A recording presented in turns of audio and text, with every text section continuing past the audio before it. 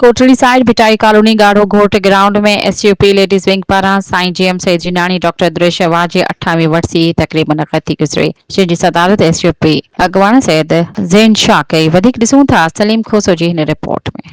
जेका या तरीक़ा हुकुमरानी आहे, टैक्सेशन जो निज़ाम आहे, या हितां जी बुनियादी शयूं जेके बिजली ऐं गैस ऐं ॿियनि जे अघनि जो मामिलो आहे, उनजी सप्लाई जो मामिलो आहे, यानी छा चइबो कारखाननि लाइ या कारोबार लाइ सुठो माहौल न आहे।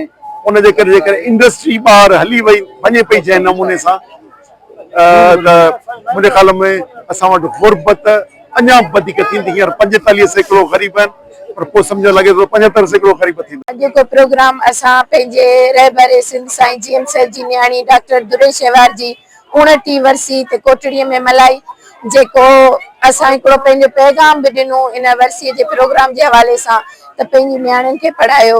जेकॾहिं सैयद घराणे जी धीअ साईं जीएम सैद जी रहनुमाई में पढ़ी सघे थी, त असां पंहिंजी धीअरुनि खे छो न पढ़ायूं। जीअं बेरोज़गार आहे, तमामु मिलूं बंदि थियनि पियूं, घणा माण्हू बेरोज़गार आहिनि।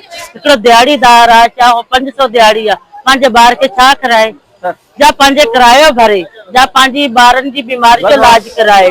जीअं त अॼु जीजी दुरेश अवाज जी 29 वर्सी हुई, तव्हां ॾिठो पिंडाल में काफ़ी औरतूं आयूं हुयूं, ऐं असांजो इहो ई मक़सदु हुयो कोटड़ी में प्रोग्राम रखण जो, त औरतूं निकिरनि ॿाहिरि, उहे शऊर हासिल कनि, हू ॾिसनि दुनियादारियूं। उन्हनि खे मर्द क़ैद कयो वेठा आहिनि न, मर्द पाण निकिरनि था, आज़ाद थियनि था, औरतूं वीचारियूं घरनि में क़ैद लॻियूं पियूं आहिनि। असां इन्हनि खे घुराइण जो मक़सदु इहो हुयो त जीजी दुरेश अवाज जी जेका 29 वर्सी हुई, हुन मौक़े ते हू अचनि, हू ॿुधनि जीजी दुरेश अवाज जे हवाले सां, त हू कहिड़ियुनि ॾुखियाईनि मां मतिलबु गुज़री करे बि पंहिंजो हुन इल्मु हासिल कयो। उन ते कई पाबंदियूं हुयूं, पर हुन चयो न, आउं पढ़ंदसि ऐं लिखंदसि। हू पढ़ी लिखी पंहिंजी मंज़िल ते पहुती। त असांजे मक़सदु इहो ई हुयो त जेके पेरेंट्स अचनि था उहे ॿुधनि त मतिलबु औरत किथे किथे पहुची सघे थी न।